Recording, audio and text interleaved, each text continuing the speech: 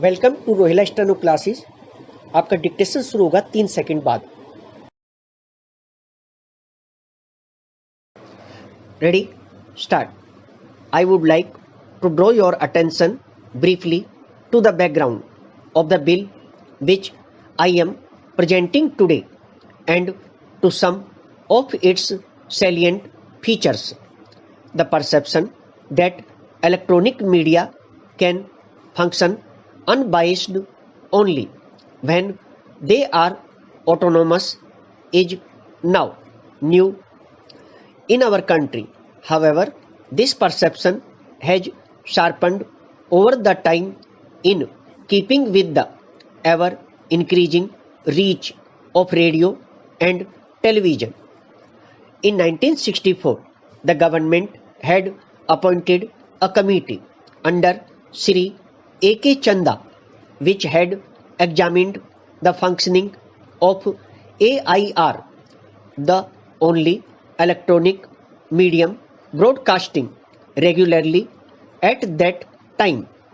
Para, this committee had recommended the constitution of a separate corporation for Akashvani with freedom to evolve its own methods of recruitment, regulated scales of pay and conditions of service according to its needs, and devise a financial and accounting system appropriate to its creative activities.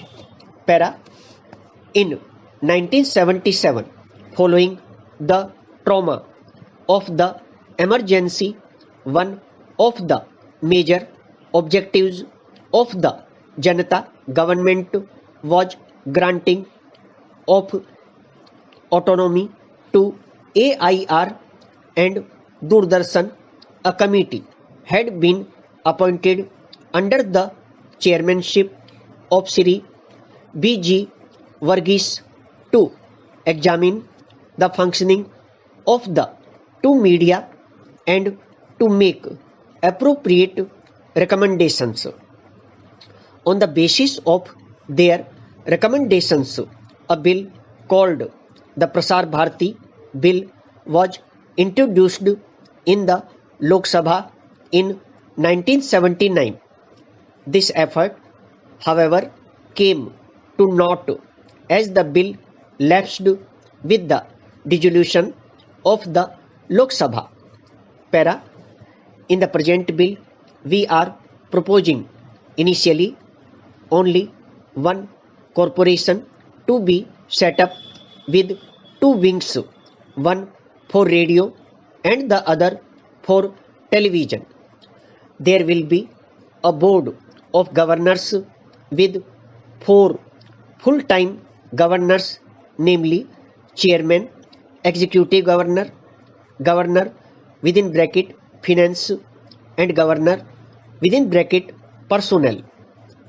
In addition, there will be 6 part-time governors who will be people of eminence in various fields of relevance to the two media. The two directors general of radio and television will report to executive governor. We have provided for a method of appointment of the chairman and governors which virtually does away with the government's role in the process. There will be appointed by the president on the recommendations of a committee consisting of the chairman of the Council of States, the chairman of the Press Council of India, and a nominee of the President of India.